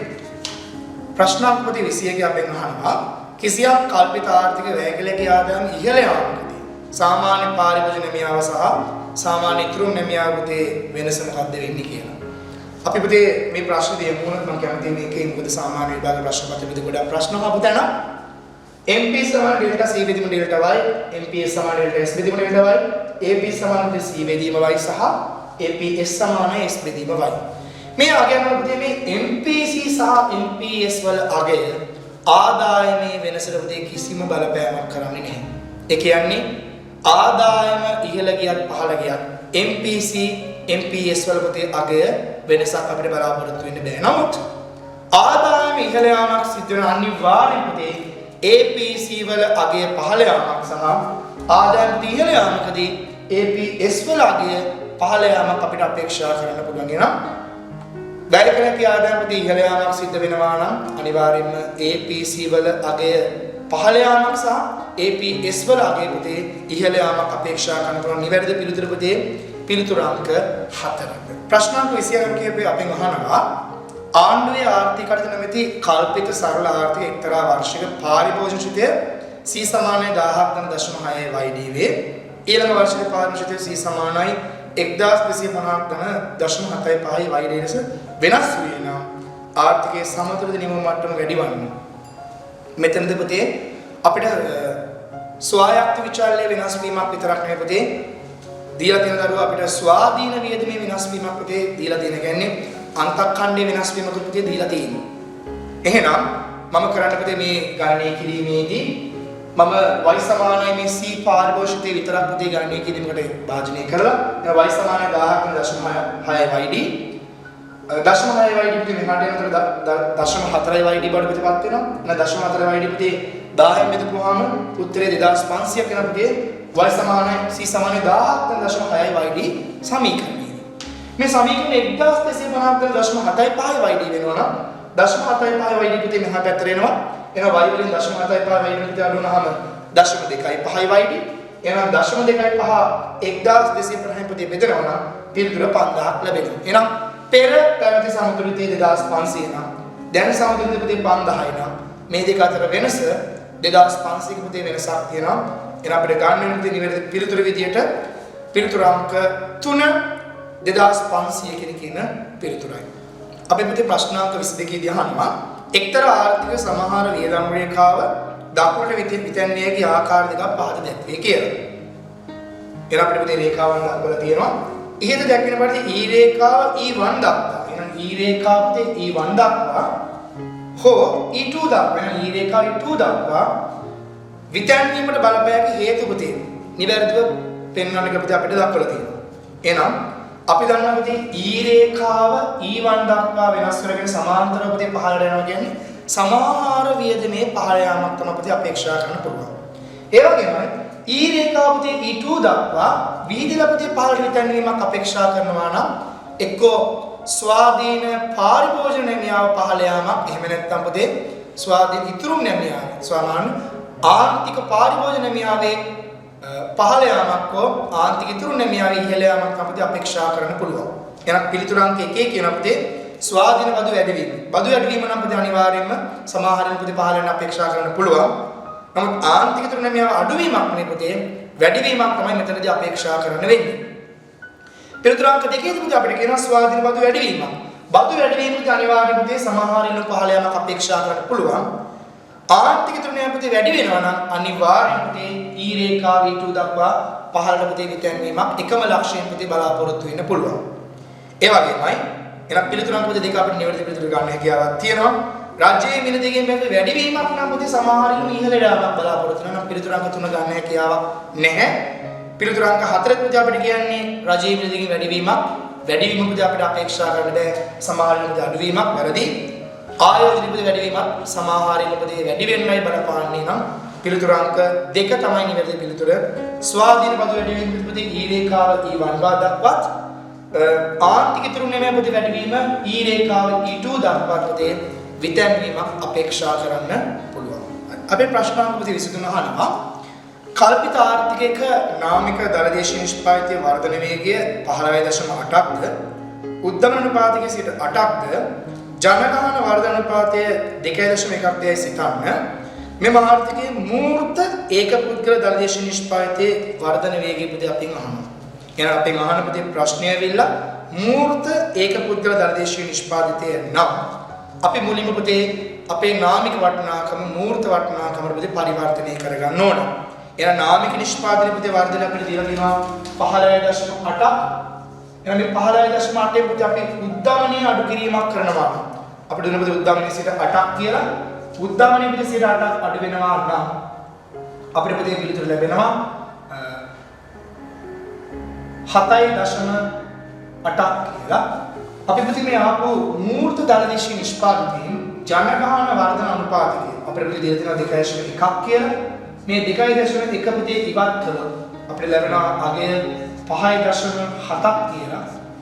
මේ තමයි පුතේ මේ ආර්ථිකයේ මූර්ත ඒක පුද්ගල දලදේශීය නිෂ්පාදිතයේ වර්ධන අනුපාතය. අපි මේක ගණනය කිරීම කලේ පුතේ නාමික දලදේශීය නිෂ්පාදිතයේ 15.8න් උද්දමනීයවත් කරන පුතේ අපිට ලැබෙනවා අගය මූර්ත දලදේශීය නිෂ්පාදිතය. එහෙනම් මේ මූර්ත අගය ජනගහන වර්ධන අනුපාතයෙන් අඩු කිරීමක් නැත්නම් පුතේ අපි කියන ඉවත් කිරීමක් කළාම ඒක පුද්ගලයෙක් නැත්නම් ප්‍රතිශීර්ෂ මූර්ත ඒක පුද්ගල දලදේශීය නිෂ්පාදිතයේ වර්ධන වේගය පුතේ ගණනය කිරීමක් අපිට කරන්න හැකියාවක් තියෙනවා. ආර්ථිකයක කිසියම් වර්ෂයකදී දලජාතික නිෂ්පාදිතය ස්ථාවර මිල ගණන මත ගණනය කළ විට ඒ පදනම් වර්ෂයේ දලජාතික නිෂ්පාදයේ අගයට වඩා වැඩි විය හැකියි. පුතේ මේ ප්‍රශ්නාංක 24 දී මම ඔයාලට කැමති මේ සමීකරණය දෙන්නේ මේ ස්ථාවර මිල ගණනය කරන ප්‍රති ආකාරය අපි කියන මේ පවත්නා මිල දෙක දලදේශීය නිෂ්පාදිතය ගාම්‍ය මිල දර්ශකය නැත්නම් අවදමනයකින් පුතේ බෙදලා 100න් වැඩි කළාම පුතේ අපිට ලැබෙන අගය ස්ථාවර මිල දලදේශීය නිෂ්පාදිතය. මේකේ අදහස තමයි පුතේ කිසියම් ආර්ථිකයක පවත්නා මිලට තියෙන දලදේශීය නිෂ්පාදිතය මේ නිෂ්පාදිතයෙන් උද්දමනීය ඉවත් කළාම සාමාන්‍ය පුතේ අපිට ලැබෙන ස්ථාවර මිලට පුතේ දලදේශීය නිෂ්පාදිතය පවත්නා මිලට වඩා අඩුයි. ඒතර මේ ප්‍රශ්නේදී පුතේ අපිට කියනවා ස්ථාවර මිල ගණන මත ගණනය කළාම ඒක පදනම් වර්ෂයේ වටිනාකමට වැඩි කියලා. එහෙනම් පුතේ එහෙම වැඩි වෙන්න සාමාන්‍ය පුතේ එහෙම වැඩි වෙන්නේ නැහැ. සාමාන්‍ය පවත්නා මිල තමයි පුතේ ඉහළ අගයක් ගන්න. ඒකට හේතුව උද්දමනයේ ගැළපෙලා තියෙන ඉඳා නමුත් වැරදිලා හරි කොයන්ම අවස්ථාවක ස්ථාවර මිල පුතේ වටිනාකම වැඩි වෙලා පෙන්නනවා. ඒකේ අදහස පුතේ උද්දමනයක් නෙවෙයි පුතේ අවදමන තත්ත්වයක්. ඒ කියන්නේ පොදු මිල මට්ටම පුතේ පහළ යාමේ අවස්ථාවක් තමයි අපිට ගන්න වෙන්නේ. එහෙම මොනක් පුතේ අපි ගන්න නිවැරදි පිළිතුර තමයි පිළිතුර අංක 3 පොදු මිල මට්ටමේ පහළ යාමක් නිමෝමේ ඉහළ යාමක් තුලින් තමයි පුතේ මේ වගේ පවත්නා මිලට අපේ ස්ථාවර මිලේ වටිනාකම ඉහළ යාමක් අපේක්ෂා කරන්න පුළුවන්. 25 වෙනි ප්‍රශ්නෙත් අපි අහනවා මිල උද්දමනය සඳහා බලපාන සැපයුම් පාර්ශවයේ සාධකයන් මොකක්ද කියලා. එහෙනම් අපි දන්නවා උද්දමනය බලපාන ප්‍රධාන සාධක දෙකයි. පිරිවැයෙන් තලුණු උද්දමනය සහ ඉල්ලුමින් ඇතුණු උද්දමනය. නම් මෙතනදී අපි අපේක්ෂා කරන්නේ සැපයුම් පාර්ශවයේ සාධකයන් අපේ පිරිවැයෙන් තලුණු උද්දමනය බලපාන සාධකය. එහෙනම් මුදල් සැපයීම වැඩි වීම කියන්නේ ඉල්ලුමින් ඇතුණු උද්දමන බලපාන සාධකයක්. දෙක යෙදුම් මිල ගණන් ඉහළ යනවා නම් අපි දන්නා පුතේ අපේ නිෂ්පාදන පිරිවැය ඉහළ යනවා. එන පුතේක සැපයීම පාර්ශවයෙන් ඇති වෙන උද්දමනයක්ම තමයි. එහෙනම් පිළිතුර අංක 2 පුතේ නිවැරදි. 3 දලදේශීය ප්‍රාග්ධන සම්පාදන ඉහළ යාමක් නැවත සමහර ඉල්ලුම ඉහළ යාමක්. රජයේ නිරති කෙනෙක් පුතේ ඉහළ යාමක්. ශුද්ධ අපනවි ඉහළ යාමක් පුතේ අනිවාර්යයෙන්ම සමහර ඉල්ලුම ඉහළ යන බලපාන නිසා නිවැරදි පිළිතුර පුතේ සැපයුම් පාර්ශ්ව දාලා වෙන්නේ යෙදුම් මිල ගණන් ඉහළ යාම පිළිතුර අංක 2. ප්‍රශ්න අංක 26 පුතේ අපෙන් අහනවා කිසියම් ආර්ථික මුදල් සැපයුම් මිලියන 16000ක්ද මුදලේ සංසාර ප්‍රවේගය 10ක්ද මූර්ත ජාතික නිෂ්පාදන මිලියන 400ක්ද වේයයි උපකල්පනය කළොත් මේ ආර්ථික මිල මට්ටම කවරගයක් ගන්න ලබයි. එහෙනම් මේ ප්‍රශ්න පුතේ අපිට බලාපොරොත්තු වෙන පුළුවන් ප්‍රශ්නයක් පේපරේදී මේ විනිමය සමීකරණයේ පුතේ පදනම් කරගෙන අපිට ගණනය කරන්න පුතේ ප්‍රශ්නයක්. එහෙනම් මෙතන අපිට කියන පුතේ MB සමානයි PT සමීකරණ විනිමය සමීකරණයේදී මුදල් සැපයීම රුපියල් 16000ක් පුතේ අපිට අගේ දීලා තියෙන 16000ක මුදල් සැපයීම. එහෙනම් M සමානයි 16000යි. අපිට මේ ගාන කියන දරුවෝ මුදලේ සංසාර ප්‍රවේගය 10ක් කියනවා V සමානයි 10යි. මූර්ත ජාතික නිෂ්පාදන රුපියල් 400ක්ද වෙනවා T සමානයි පුතේ අපිට ගන්න පුළුවන් 400ක් කියලා. එහෙනම් අපේ මිල මට්ටම පුතේ අහන්නේ නම් P වල අගය අහනවා නම් අපි P තනි කරගත්තොත් අපිට පුළුවන් පුතේ අහ පැතින් 400 විතර මෙහාට ගේන්න. අපි එන සුළු කිරීමක් කළොත් අපිට ලැබෙනවා පුතේ P සමාන අපි හතරෙන් බෙදුත් රුපියල් 400යි පුතේ මිල මට්ටමේ වෙනස් වීම නම් අපෙන් අහන්නේ ආර්ථික මිල මට්ටම කවරාගයක් ගන්න බෑද කියලා. පිළිතුර අංක 4 400ක් වෙන පුතේ මිල මට්ටමේ වටිනාකම. 27 වෙනි ප්‍රශ්න පුතේ අපෙන් අහනවා ඒකාධිකාරී බැංකුවක කිසියම් පුද්ගලයෙකුන් රුපියල් 16000ක මුදලක් තැන්පත් කරයි. ව්‍යවස්ථාපක සතුරුපත් 20ක් වෙනා මෙම තැන්පතු පදනම් කොටගෙන බැංකුවට අලුතෙන් ප්‍රසාරණය කළ හැකි උපරිම ණය ප්‍රමාණය කොපමණද කියලා පුතේ අපෙන් අහනවා. පුතේ තැන්පත් කරපු මුදල රුපියල් 16000ක් වගේ ගානක් දීලා තියෙනවා. එහෙනම් මේ 16000න් අපි 120ක් රඳව ගන්න අවශ්‍යතාවයක් පුතේ තියෙනවා. 16000ක් 120ක් කියන්නේ 3200යි. එහෙනම් 16000ක තැන්පතුවේ රුපියල් 3200ක් රඳවගත්තොත් අධිසංචිතය පුතේ අපිට ලැබෙනවා 12800ක වටිනාකම. මේක තනි බැංකුවකට පුතේ ගන්න වටිනාකම නම් මේ 12800 කියන පුතේ පිළිතුර ගන්න හැකියාවක් තියෙනවා. දැන් අපෙන් අහන ප්‍රශ්නයක් පුතේ මෙම තැන්පතුව පදනම් කරගෙන බැංකුවට අලුතින් ප්‍රසාරණය කළ හැකි උපරිම ණය ප්‍රමාණය. නමුත් මේ ගාන පටන් ගන්න පුතේ වට උඩින් පේන්නේ නැති ඒකාධිකාරී බැංකුවක් කියන පුතේ උපකල්පනය උඩ ලබා දීලා තිබුණා. ඒකාධිකාරී බැංකුවක් කියන පුතේ උපකල්පනය දෙනවා නම් අපිට සිද්ධ වෙනවා මේ බැංකු පද්ධතියක් කියන පුතේ කාරණාව උපකල්පනයට ගන්න. එහෙනම් මේ බැංකු පද්ධතියක ණය මැවීම සම්බන්ධයෙන් නම් අහන්නේ අපිට 12800 කියන පිළිතුර ගන්න හැකියාවක් නැහැ. ඒකට හේතුව තමයි මේක ඒකාධිකාරී බැංකුවක් නම් මේක බැංකු පද්ධතියක්. එහෙනම් මේ බැංකු පද්ධතියේ ණය මැවීම තමයි අවසානයේ බලාපොරොත්තු වෙන්නේ. එහෙනම් මේ 12800 වටිනාකම 120 පුතේ සංචිත අනුපාතයේ ගුණකය. එහෙනම් 5න් ගුණ කළාම රුපියල් 64000ක ණය ප්‍රමාණයක් පුතේ ලබා දීමේ හැකියාවක් තිබෙනවා. නිවැරදිව පුතේ පිළිතුර අංක 3 64000කට හේතුව තනි බැංකුවක් නම් ලබා දිය හැකි ණය ප්‍රමාණය 12800ක් නම් පුතේ මේ ගාණි මුලදී කිව්වා මේක ඒකාධිකාරී බැංකුවක් කියලා. එහෙනම් පුතේ මේක බැංකු පද්ධතියක්. පද්ධතියක් නම් පුතේ අනිවාර්යෙන් ගුණක වාර ගණනකින් වැඩි කරලා තමයි පුතේ ණය මැවීම සිද්ධ කරන්න අපිට සිද්ධ වෙන්නේ. ප්‍රශ්න අංක 28 පුතේ අපෙන් අහනවා අනිකුත් සාධක ස්ථාවර තිබෙන දෙන ලද කාලයක් තුල මුදල් තොගේ අඩුවීමකට හේතු වන්නේ. එහෙනම් මුදල් සෙවීමේදී අඩු වෙන්න බලපාන සාධකයක් අපෙන් අහනවා. නිත්‍ය තැන්පතු පහසුකම් ගිවිසුම් වලට පුතේ එළවෙනම් මහ බැංකුව නිත්‍ය තැන්පතු පහසුකම් පුතේ යටතේ සුරැකුම්පත් පුතේ විකිණීමක් සිද්ධ කරනවා නම් අනිවාර්යෙන් වාණිජ බැංකු පුතේ ඒවා මිලදී ගන්නවා නම් මුදල් සැපීමේ අඩුවීමක් අනිවාර්යෙන් පුතේ බලාපොරොත්තු වෙන්න පුළුවන්. එහෙනම් පිළිතුරු අංක පුතේ නිවැරදි පිළිතුර අපිට බාර ගන්න හැකියාවක් තියෙනවා. පිළිතුරු අංක 2ේදී කියනවා බැංකුවේ සඳහා මාජනතාව විසින් කරන ඉල්ලුම වැඩිවීමක් සිද්ධ වෙනවා නම් මුදල් සැපීම පුතේ වැඩිවීමක් අපේක්ෂා කරන්න පුළුවන්. රාජ්‍ය අයවැයන්ගේ පියුම් සඳහා වාණිජ බැංකුව ණය ලබා ගැනීමක් කරනවා නම් පුතේ අනිවාර්යයෙන් මේ ණය ලබා ගැනීම තුලින් මුදල් සැපීම පුතේ ප්‍රසාරණයක් වෙන්නේ අඩුවීමක් පුතේ බලාපොරොත්තු වෙන්න බෑ. මුදලේ සංසාන ප්‍රවේගය පුතේ පහළ යාමක් අපේක්ෂා කරනවා පුතේ මුදල් තොගයට බලපෑමක් වෙන්නේ ඍජුව.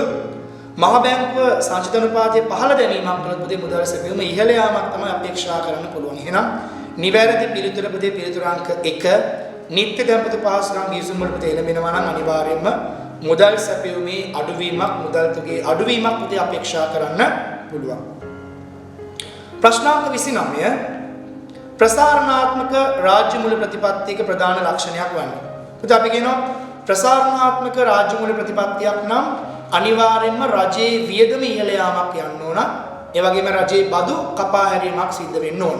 අපි මෑත කාලේන පුතේ මේ ප්‍රවණතාවය පෙන්වනවා නම් මේ කොවිඩ් වසංගතය නිසා පුතේ ආර්ථිකයේ වෙලා තියෙන පසුබැසීම ඉහළ නංවන්න නම් රජයේ පුළුවන් තරම් පුතේ වියදම් ඉහළ නංවල රජයේ වියදම් පුතේ ඉහළ නංවල රජයේ බදු පුතේ කපා හැරීමක් සිද්ධ කළ යුතුයි ආර්ථිකයේ ප්‍රසාරණය කිරීමේ අපේක්ෂාවෙන්. එහෙනම් පිළිතුරාංක 1 පුතේ අපිට කියනවා අයවැයන්ගේ ශුන්‍ය මට්ටම. ශුන්‍යය නම් පුතේ ආදායමයි වියදමයි පුතේ කියන්නේ බදු ආදායමයි වියදමයි සමාන. එහෙනම් පුතේ අපිට අපේක්ෂා කරන්න බෑ ප්‍රසාරණය. වැරදි. පිළිතුරාංක 2 පුතේ මුදල් සැපීම ප්‍රසාරණය කරන මුදල් සැපීම ප්‍රසාරණය කරන එක මූල්‍ය ප්‍රතිපත්තියට අදාළ කාරණාවක්. රාජ්‍ය මූල්‍ය ප්‍රතිපත්තියට අදාළ කාරණාවක් නොවේ. පිළිතුරාංක පුතේ 3ේදී අපිට කියනවා බදු වලට වඩා රාජ්‍ය වියදම් ඉහළ නංවන පරිදි කටයුතු කිරීම. නම් බදු ආදායමට වඩා වියදම ඉහළ නංවනවා නම් එතනදී පුතේ අනිවාර්යෙන් අපිට ආර්ථිකයේ ප්‍රසාරණයක් බලාපොරොත්තු වෙන්න පුළුවන්. මොකද බදු කපා හැරීමක් කරලා රජීය වියදම් ඉහළ නැංවීමක් පුතේ කරනවා අනිවාර්යෙන් මේක ප්‍රසාරණාත්මක රාජ්‍ය මූල්‍ය ප්‍රතිපත්තිය පුතේ ක්‍රියාමාර්ගයක්. එන පිළිතුරක් පුතේ නිවැරදි.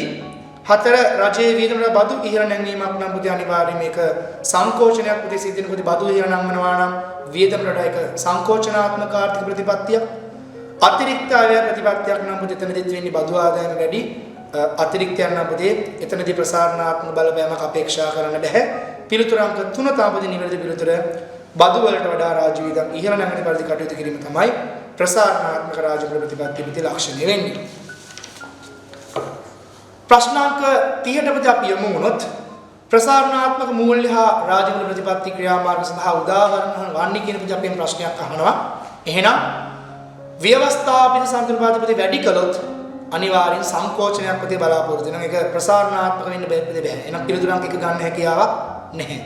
පිළිතුරක් දෙකේදී කියනවා මහා බැංකුව විසින් විවෘත වෙන පොලේ රජයේ සුරකින්පත් විකිණීමක් කරනවා නම් අනිවාර්යයෙන්ම මුදල් සැපයුම පහළ යාමක් ප්‍රති සිද්ධ වෙන්නේ. එහෙනම් ඒක ප්‍රසාරණාත්මක මූල්‍ය ප්‍රතිපත්තියක් නොවේ. වැරදි. 3 ව්‍යවස්ථාපිත සංචලනාපාදිපති වැඩි කිරීමක් කරනවා නම් මුදල් සැපයුම ප්‍රති සංකෝචනයක් වෙන්නේ. ප්‍රසාරණාත්මක බලපෑමක් ප්‍රති දකින්නට නැහැ. පිළිතුර අංක 4 දී කියන පොතේ මහා බැංකුව විසින් විවෘත වෙන පොලේ රජයේ සුරකින්පත් මිලදී ගැනීමක් කරනවා නම් අනිවාර්යෙන් මහා බැංකුව විසින් පොතේ ආර්ථිකයට මුදල් ගලාගෙන යාමක් සිද්ධ වෙනවා.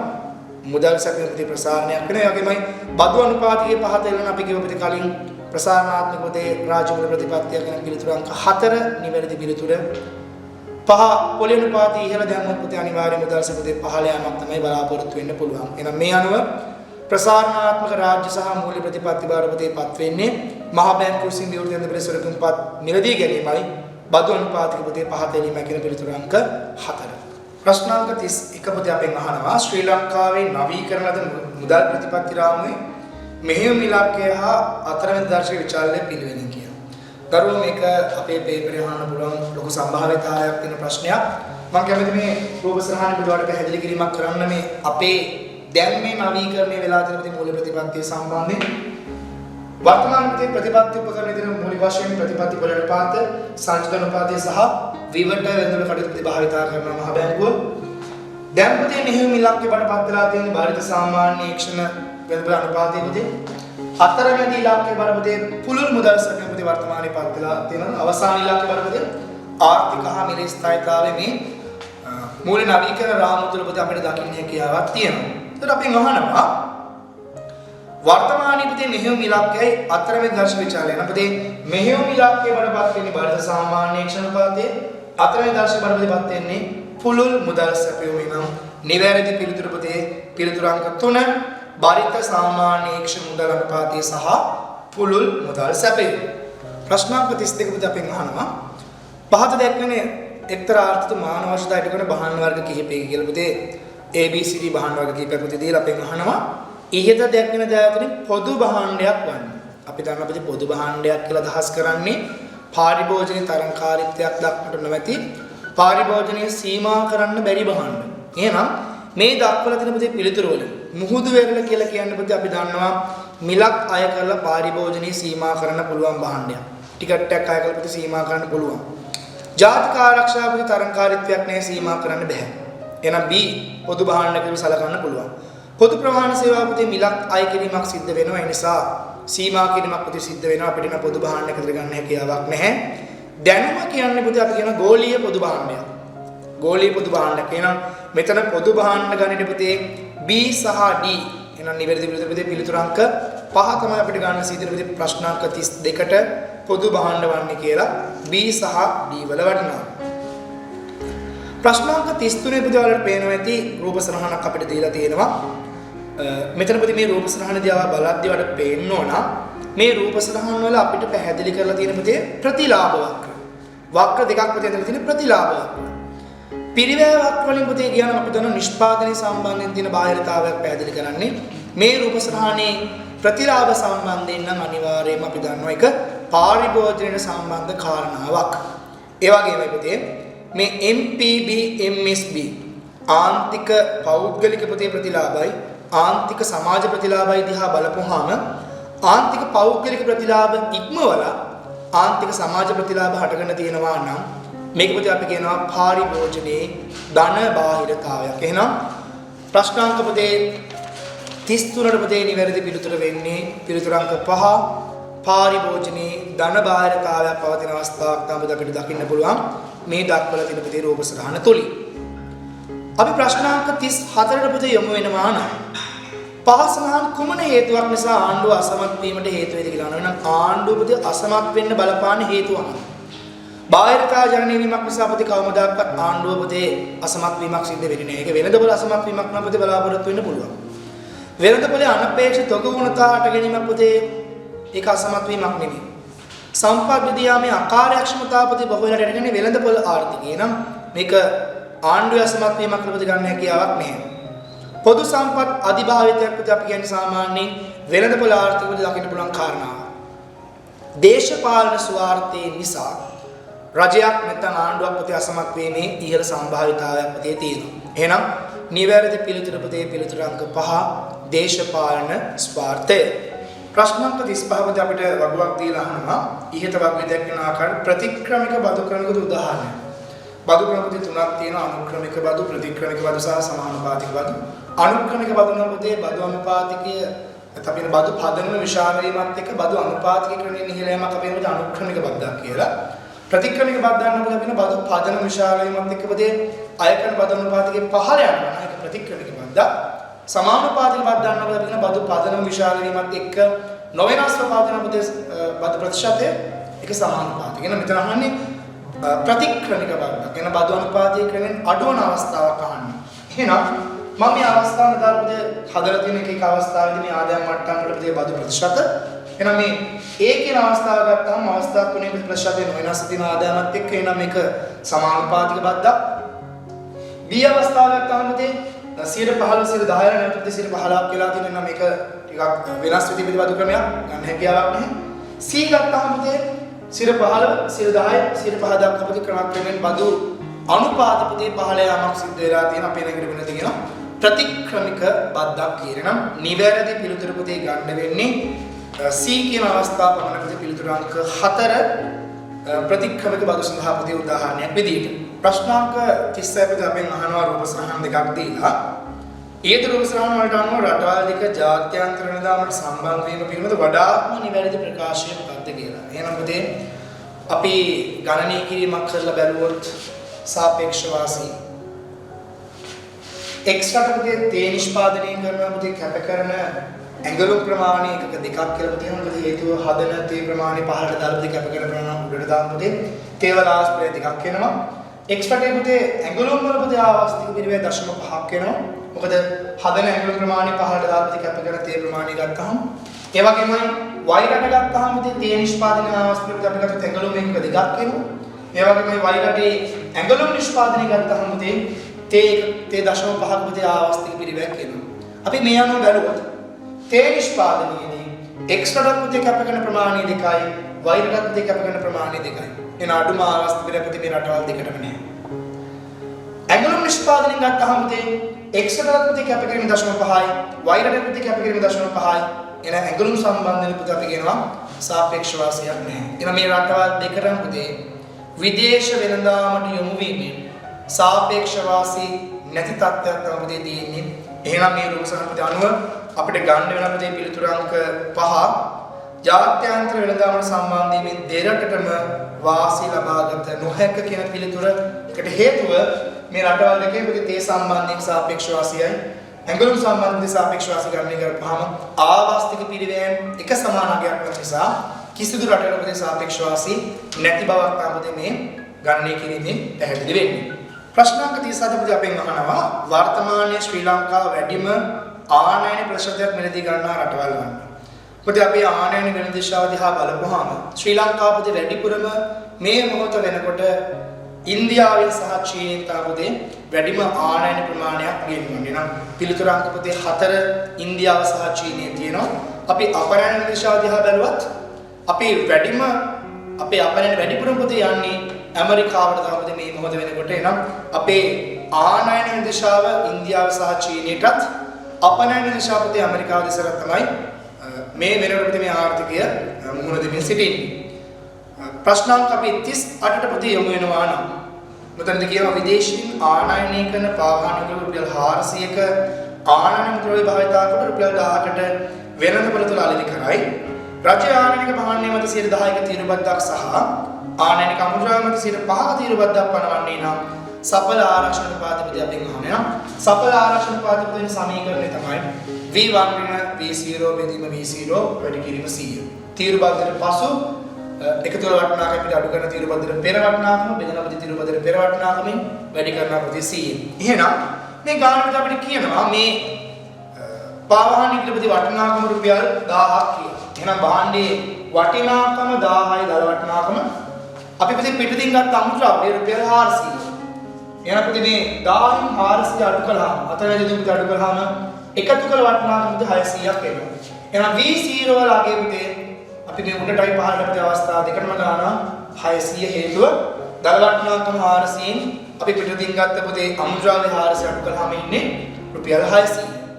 අපිට පසුව කියනවා රජය ආනනික භාණ්ඩය මත 10%ක තීරුබද්දක් සහ අමුද්‍රව්‍ය මත 5%ක තීරුබද්දක් පනවනවාලු. එහෙනම් පුතේ අපි ගණනය කියන තව පහසු කරගන්න.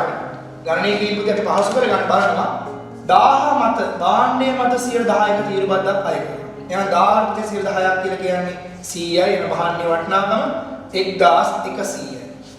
1000 100යි. එහෙනම් භාණ්ඩයේ දැන් පුතේ දල වටිනාකම 1200 100යි. ඊට අමතරව මේ අපිට කියනවා මේ අමුද්‍රව්‍ය රුපියල් 400 අමුද්‍රව්‍ය මත ප්‍රධාන වශයෙන් 5%ක තීරුබද්දක් අය කරනවා කියන්නේ. එහෙනම් 400 5%ක් වෙනකොට රුපියල් 20ක්. එහෙනම් 420යි පුතේ අමුද්‍රව්‍ය වල වටිනාකම. එහෙනම් නිමෝ මේ දල වටිනාකම 1100යි. මේ දල වටිනාකම 1100න් 420ක පුතේ අතරමැද දෙමු පුතේ අඩු කරනවා නම් අපිට ලැබෙනවා පුතේ එකතු කළ වටිනාකම රුපියල් 680ක එකතු කළ වටිනාකම. එහෙනම් අපි ඒක පුතේ මෙතනට ආදේශ කරන 680 680 පුතේ ඉන්න 600 බෙදීම 600 වැඩි කිරීම 100 පුතේ අපිට ලැබෙනවා රේට් එක 13.3ක පුතේ වටිනාකම සඵල ආරක්ෂණ අනුපාතිකය. ප්‍රශ්නාංක 39 අපි යනවා පුතේ ශ්‍රී ලංකා විදේශ රටවල් සමග සිදු කරන ගනුදෙනු කිහිපයක් පුතේ දක්වලා තියෙනවා. අපෙන් අහනවා ඉහත ගනුදෙනු ගෙවීම් ශේෂ ලේඛනයේ ඇතුළත් වන ආකාරය නිවැරදිද පුතේ? A. දේශීය සමාගම විදේශීය සමාගමදී ලාභාංශ ආදායමක් ලැබෙන අනුපතික අනිවාර්යයෙන්ම ප්‍රාථමික ආදායමක් සාධක ආදායමක් පුතේ. විදේශ රටවල සේවානිරත ශ්‍රී ලාංකික මෙරට මුදල් ප්‍රේෂණයක් නම් පුතේ අපි කියන සංක්‍රාම ගනුදෙනුවක් කියන සපිත අපි එක ද්විතීයික ආදායම් ගන්නට පුතේ ඇතුළත් කරන්නේ. විදේශීය සමාගමක් ලබාගත් නායකර සඳහා පුතේ පොලී ගෙවනවා නම් ඒක සාධක ආදායමක් පුතේ එන ප්‍රාථමික ආදායම් ගන්න පුතේ යන්නේ. D. ශ්‍රී ලංකා රජයේ චීන රජයෙන් ඖෂධ පරිත්‍යාග ගන්න පුතේ අපි කියන සංක්‍රාම ගනුදෙනුවක් එන පුතේක ද්විතීයික ආදායම් ගන්නට යන්නේ. එන ප්‍රාථමික ආදායම් පුතේ දෙකක් අපිට දකින්න පුළුවන් A සහ C. ද්විතීයික ආදායම් පුතේ දෙකක් දකින්න පුළුවන් B සහ D. එන 39 පුතේ නිවැරදි පිළිතුර අංක 5. ප්‍රශ්නාංක 40 පුතේ අපි යමු. ශ්‍රී ලංකාවේ නිශ්චිත භාණ්ඩ පැසක් මිලදී ගැනීමට රුපියල් 10000ක් වැය වන අතර එම භාණ්ඩ පැසම මිලදී ගැනීමට ඇමරිකාවේ ඩොලර් 125ක් වැය වෙනවා. ක්‍රය ශක්ති සාම්‍ය විනිමය අනුපාතකය වන්නේ. පුත අපි දන්නා ක්‍රය ශක්ති සාම්‍ය නම් එකම භාණ්ඩ පැස අපි බලන පුතේ රටවල් දෙකක පුතේ මිලදී ගන්න අනුපාත මත පුතේ විනිමය අනුපාතය ගණනය කිරීමක් කරන්න. එහෙනම් රුපියල් 10000ක ලංකාවේ පුතේ භාණ්ඩ පැස ඇමරිකාවේ ඩොලර් 125ක් නම් අපි ඩොලර් එකකට පුතේ ශ්‍රී ලංකා රුපියල් බලනවා නම් 10125 පුතේ බෙදුවාම ඩොලර් එකක් සමාන රුපියල් 80ක පුතේ වටිනාකමක් එනවා. ඒ තමයි ක්‍රය ශක්ති සාම්‍ය විනිමය අනුපාතිකයේ වටිනාකම වෙන්නේ. නම් නිවැරදි පිළිතුර පුතේ පිළිතුර අංක 3 10125 පුතේ බෙදුනා නම් අපිට එන වටිනාකම ක්‍රය ශක්ති සාම්‍ය පුතේ විනිමය අනුපාතිකයේ 80යි. ප්‍රශ්නාංක 41 පුතේ අපෙන් අහනවා ශ්‍රී ලංකා විනිමය අනුපාතිකයේ රුපියල් එකක් සමාන ඩොලර් 150න් එකක්. ඒ කියන්නේ ඩොලර් එකක් සමාන රුපියල් 150ක්. ලෙස පවතිද්දී දේශීය මුදලේ විදේශියාගේ සිට 25කින් අවප්‍රමාණී කළ විට විනිමය අනුපාතයේ ඩොලර් එකක් පුතේ රුපියල් කීයක් වෙනවද කියලා අපෙන් අහනවා. මේක පුතේ ටිකක් සංකීර්ණ ගැටලුවක් අපි හිතනවට වඩා. නමුත් මම මේක ගණනය කරන පුතේ ලේසි ක්‍රමයක් පැහැදිලි කරලා දෙන්නම්. අපි මෙතනදී බලනවා පුතේ දේශීය මුදලේ විදේශියාගේ සිට 25කින් නම් අවප්‍රමාණී වෙන්නේ. අවප්‍රමාණීය නොවු කොටස පුතේ අපි මෙතනදී සැලකිල්ලට ගන්නවා. එහෙනම් 125 අවප්‍රමාණීය වෙන අවප්‍රමාණීය නොවු කොටස පුතේ 75යි. එහෙනම් පැවතියාගේ පුතේ 100ක් කියලා අපි ගන්නවා ප්‍රතිශතය 100. සහ ඩොලර් එකක් පුතේ පැවතියාගේ රුපියල් 150යි. එහෙනම් අවප්‍රමාණීය නොවු කොටස පුතේ 15ට අපි 100ට ගන්න පුතේ ප්‍රශ්නත් ඒ උඩටත් අරගෙන ඩොලර් එක පැවති අගේ පුතේ ඩොලර් එකට රුපියල් 150 අගේ ආදේශ කළාම අපිට පුතේ නිවැරදි බිලුතුරක් එනවා 199.99 දෙන්නේ රුපියල් 200ක වටිනාකමක් වෙන පුතේ රුපියලේ අගය ෂෙයා වීමකින් පසු වෙන ශ්‍රී ලංකා පුතේ විනයනුපාතකයේදී දේශීය මුදලේ විදේශ මුදලේ 25කින් අවප්‍රමාණය වෙනවා නම් විනිමය අනුපාතය වන පුතේ රුපියලේ ඩොලර් එක අගය රුපියල් 200ක් දක්වා පුතේ අගය වෙනස් වීමක් අපිට බලාපොරොත්තු වෙන්න පුළුවන්. ප්‍රශ්නාංක 42කට අපි යොමු වෙනවා නම් අපිට පුතේ වගුවක් දීලා අහනවා ඉහත දත්තවලට අනුව 2013 වර්ෂයේ ආර්ථික වෘද්ධි අනුපාතිකය, සේවා නියුක්ති අනුපාතිකය සහ ශ්‍රම බලකා සහභාගීත්ව අනුපාතිකය පුතේ නිවැරදිව දැක්වෙන පිළිතුර කියලා. එහෙනම් අපි දන්නා පුතේ ආර්ථික වර්ධන අනුපාතික අපි ගණනය කරනවා. 2012 වර්ෂ 2013 වර්ෂ පුතේ නිෂ්පාදිත වෙනස 2000 පුතේ 15ට දාලා මේ දෙකේ වෙනස පුතේ 100 ඉහළට දාලා වැඩි කිරීම 100 ගන්න පුතේ 5ක ආර්ථික වර්ධන අනුපාතයක් පුතේ අපිට ගණනය කරන්න පුළුවන්. සේවා නියුක්ත අනුපාතයත් අපි ගණනය කිරීමක් කරනවා නම් සේවා නියුක්ත අනුපාත සමානයි සේවා නියුක්ත ජනගහනය ශ්‍රම බලකාය දෙකදලා වැඩි කිරීම 100.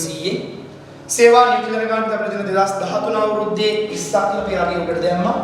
ශ්‍රම බලකාය පුතේ සේවා නියුක්තයි සේවා වියුක්තයි දෙක එකතුව 25 පුතේ 15ට දැම්මා. වැඩි කළා පුතේ 100.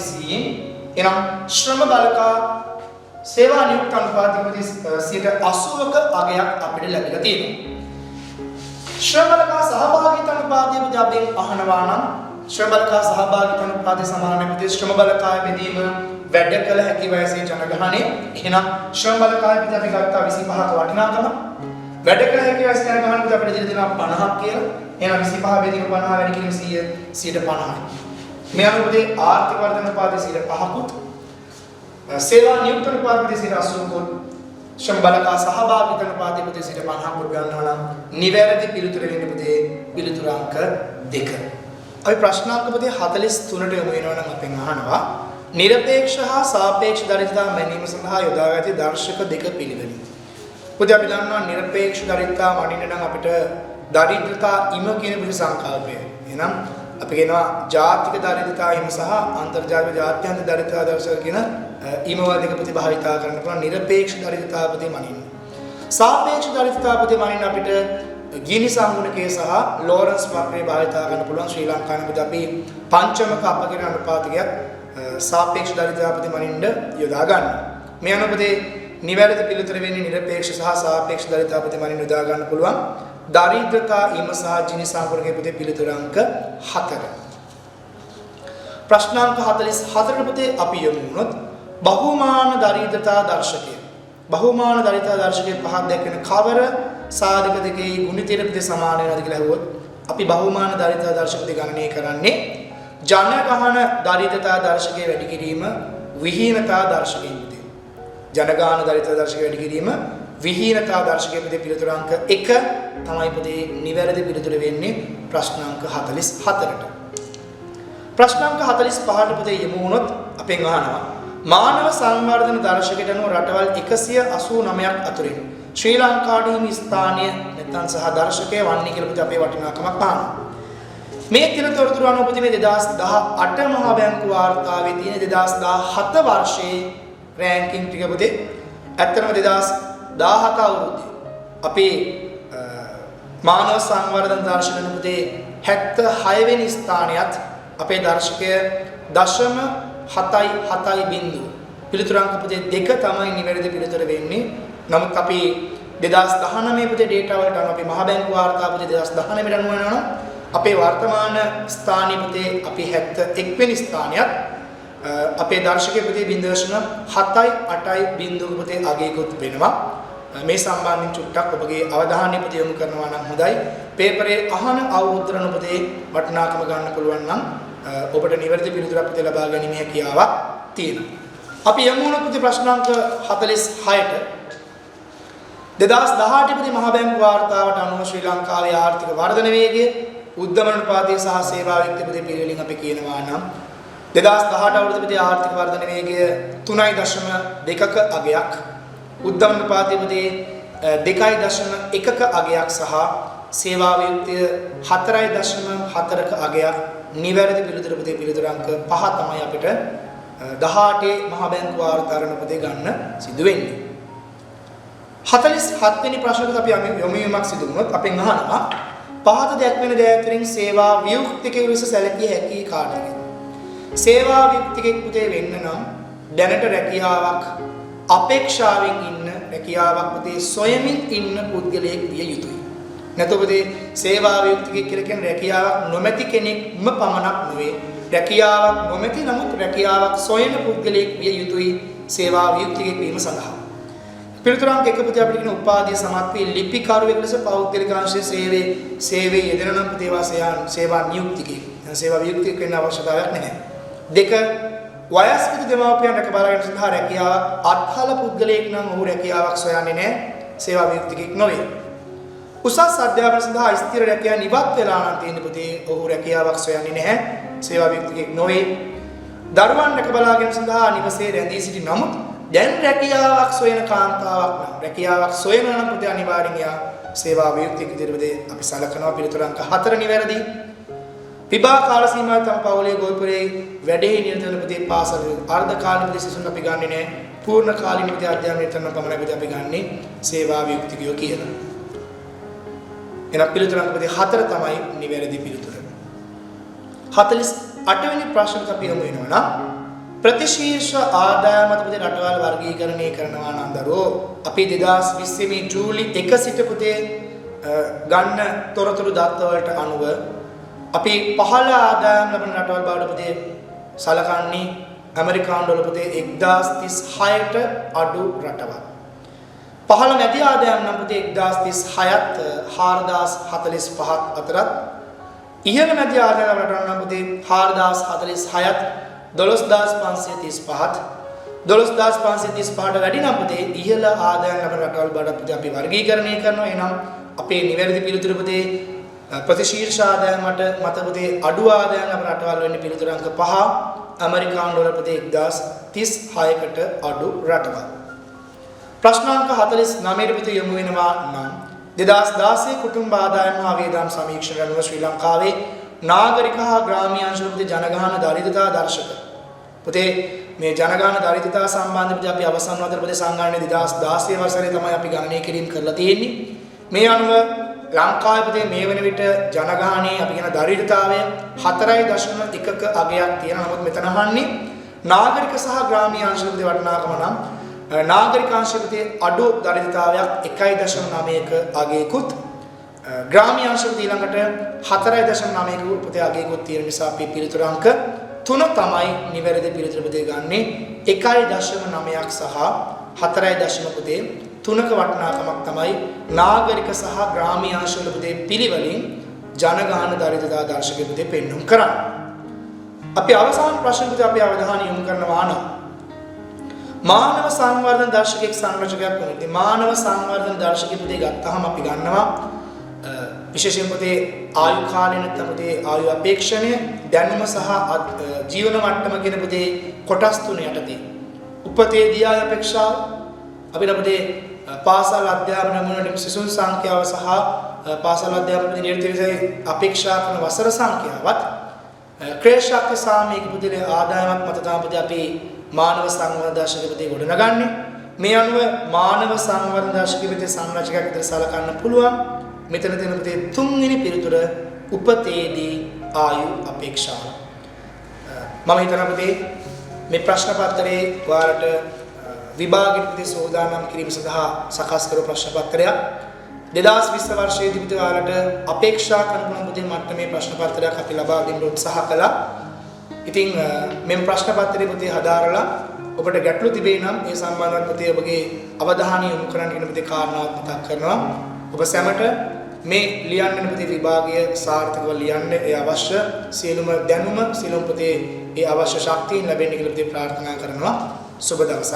ස්තුතියි.